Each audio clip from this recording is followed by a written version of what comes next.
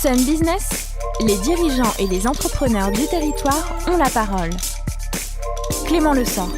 Bonjour à toutes et à tous, ravi de vous retrouver pour ce nouveau numéro de Sun Business. Comme tous les mardis midi, on va parler d'intelligence artificielle au service de la quantification du risque juridique. Alors ça fait peut-être peur quand on vous parle de ces termes-là, pas forcément compréhensibles immédiatement. On va tâcher d'en savoir un peu plus. Aujourd'hui avec mon invité, il est directeur général de Caselaw Analytics. Thierry Serrano-Guerra, bonjour. Bonjour Clément. Et merci d'avoir accepté mon invitation.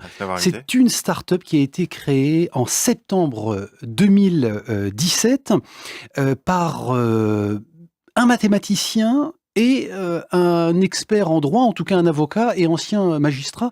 Racontez-nous cette rencontre pas forcément très, très commune.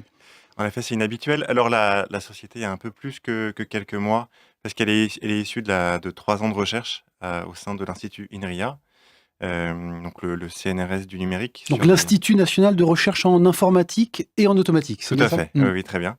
Et donc c'est un travail qui a été, en fait, au cœur de cette société, c'est d'abord Jacques Lévy-VL, polytechnicien, Télécom Paris, qui sort de 35 ans de recherche dans cet institut et qui a l'expertise de la quantification du risque. Donc il est probabiliste et son expertise est de quantifier, de mettre des probabilités derrière un aléa irréductible, qui est de savoir, on ne sait pas forcément le résultat qu'on peut obtenir, mais on peut mettre des probabilités derrière des éventualités. On va essayer de comprendre exactement comment ça fonctionne très concrètement, mais pour autant, l'histoire des relations entre les mathématiques et le droit n'est pas récente, ça fait longtemps que ça existe. Elles ont d'ailleurs entretenu des relations d'attraction et des répulsions pendant longtemps. En fait, il y a eu un grand débat au début en disant, le droit est une matière trop humaine pour être quantifiée par des mathématiques. Et donc il y a eu, un grand travail de recherche donc entre Jacques Lévy-VL et Jérôme Dupré pour travailler en disant: «Est-ce que ce constat est vrai ou est-ce qu'on peut mettre de l'information dans cet univers-là?» Et donc ils se sont assis autour d'une table, ils ont passé, des mois, des années à essayer déjà d'avoir le même vocabulaire parce que des termes identiques dans ces 2 univers pouvaient avoir des utilisations différentes. Choc des cultures parfois. Oui, choc des cultures, choc des méthodes et choc de l'approche. Et en même temps, on retrouve une approche très structurée du droit qui fait écho aux mathématiques. Et donc les choses ont pu se passer correctement avec un peu de temps. Thierry Serrano-Guerra, est-ce qu'on peut donner une définition courte et compréhensible de l'anticipation de l'aléa judiciaire et de la quantification du risque juridique? De quoi parle-t-on exactement? En fait, c'est très simple. Quand vous allez au tribunal, il ne peut pas tout se passer. Il y a des événements qui peuvent pas arriver, mais il y a quand même beaucoup de solutions, beaucoup d'issues possibles à un procès qui peuvent arriver. En fonction du juge, en fonction des avocats, en fonction du contexte, en fonction de l'environnement dans lequel on se place. Et donc l'idée de Jacques Lévy-VL, c'était de dire, je souhaite lister l'ensemble de ces solutions-là et mettre des probabilités derrière.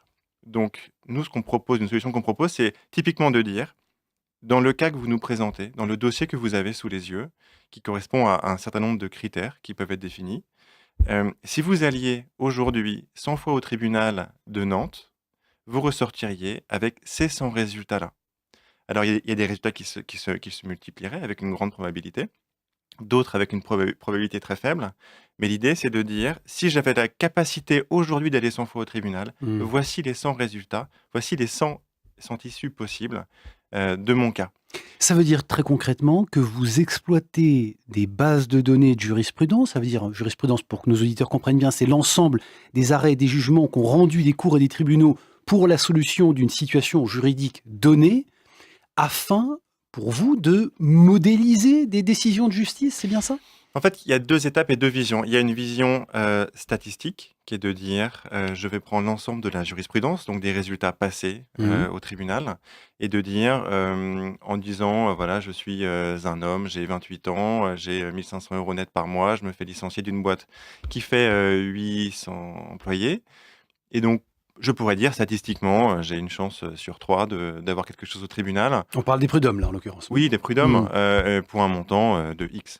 C'est pas nous, on s'appuie sur ces textes-là, mais on ne fait pas des statistiques, on fait des probabilités. Donc en fait, on va apprendre à des machines, à des moteurs d'intelligence artificielle, à des algorithmes, le processus de décision. Et c'est ça la grande spécificité et la grande expertise de Jacques Lévy-VL, c'est d'arriver à modéliser ce qui se passe dans la tête d'un juge lorsqu'il va décider. Alors du côté des entreprises, concrètement, ça veut dire que vous leur permettez, face à un litige, d'anticiper le risque de condamnation et, le cas échéant, le montant qu'elles devraient payer.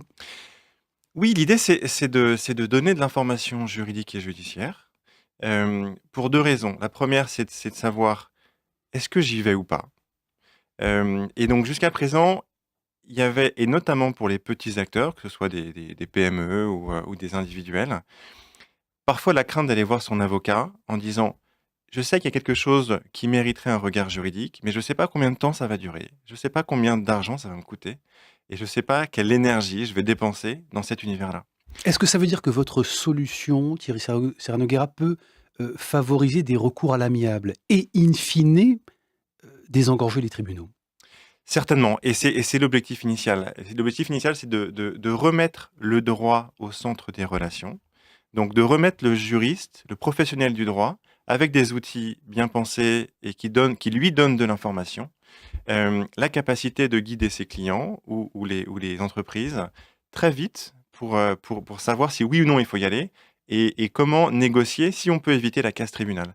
Donc c'est certain qu'il y a un vrai enjeu de société sur les négociations, parfois hors tribunal, parce que globalement, il n'y aura pas 2 fois plus de tribunaux dans 20 ans, il n'y aura pas 2 fois plus de juges dans 20 ans, mais on aura toujours besoin de juges, mais on aura sans doute la capacité de s'asseoir plus facilement autour d'une table en réunissant les parties Mmh. et en trouvant des solutions. On peut, Thierry Serra-Noguera, ne pas douter de la puissance, des chiffres, des mathématiques, des calculs, des algorithmes.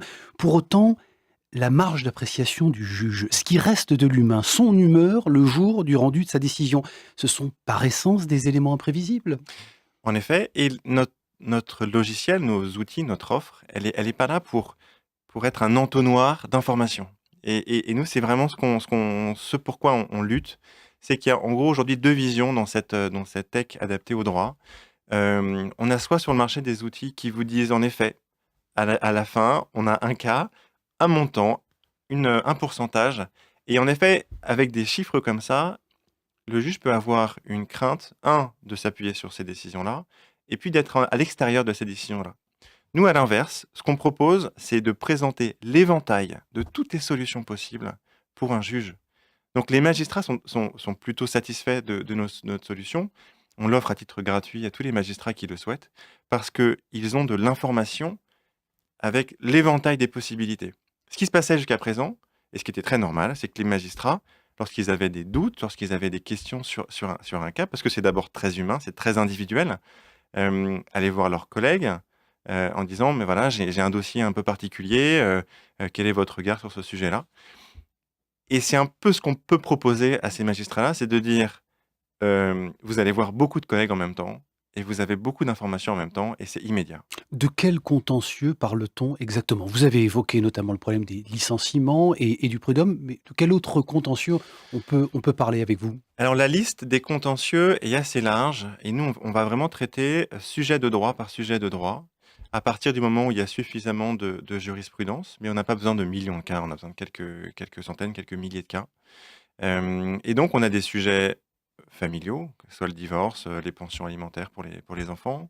On a des sujets commerciaux, donc des ruptures brutales de relations commerciales établies, donc 2 entités qui vont se séparer. On peut faire du droit fiscal, on peut faire du droit boursier, on peut faire du droit, de l'entente. Enfin, il y a beaucoup, beaucoup de sujets qu'on a listés. Ça veut dire qu'aujourd'hui, vous avez engagé, en termes de business pur, là, des signatures avec des grands cabinets d'avocats, des acteurs majeurs du monde assurantiel. Quels sont vos premiers clients chez Casino Analytics? En fait, tout le monde est concerné par le droit et tout le monde est concerné par ces problématiques d'aide à la décision pour que justice soit faite au final. Et donc, certes, on a des cabinets d'avocats de toute taille, mais aussi des assureurs et des assureurs de protection juridique qui accompagnent leurs assurés, mais aussi des entreprises qui ont envie d'avoir de l'information encore une fois de toute taille. Bon, création, je vous le disais, en 2017, lancement en tout cas de la fusée en 2017, Ouais. perspective à 3 ans. Il y a des levées de fonds là qui sont en cours, vous attendez du cash, et pour quel fléchage? En fait, on a envie de garder notre liberté et notre éthique le plus longtemps possible. Donc, on songe à des apports de fonds. On a eu la chance d'être accompagné par la région et par d'autres organismes. Et donc, on va essayer de s'appuyer, je l'espère, le plus longtemps possible sur ces acteurs régionaux pour garder cette indépendance. Thierry Serra-Noguera, est-ce qu'on doit s'inquiéter qu'un jour la justice soit rendue par des machines, par des ordinateurs? Alors que la justice soit rendue par des machines, oui, parce que personnellement, j'ai pas envie qu'un ordinateur me juge parce qu'elle pourra pas m'expliquer comment elle l'a fait. Et donc, il y a un vrai enjeu de société. En revanche, avoir des informations juridiques, judiciaires, pertinentes, qui nous permettent de prendre des décisions éclairées, ça oui. Thierry Serra-Noguera et l'intelligence artificielle au service de la quantification du risque juridique, ça s'appelle Case Law Analytics. Merci d'avoir été avec nous dans nos studios et dans cette émission Sun Business. J'en profite très rapidement pour vous dire que la semaine prochaine, je recevrai Jérôme Nuss. Il est président de Covadis. Vous avez sans doute tous et toutes eu entre les mains, peut-être en tout cas, un agenda. Les éditions ont été créées en 1954. Ça se passe du côté de Carquefou, pas très loin de chez nous. Et on verra avec lui comment faire face à l'arrivée du numérique. Est-ce que c'est la fin définitive du papier? Pas sûr avec Covadis. On en parlera donc dans le prochain numéro de Sun Business. C'était Vincent Lévesque, comme presque chaque semaine, à mes côtés à la réalisation. Et vous pouvez retrouver cette émission sur les players et l'application de la radio. Merci d'être fidèle à Sun. Je vous dis à la semaine prochaine, à mardi prochain.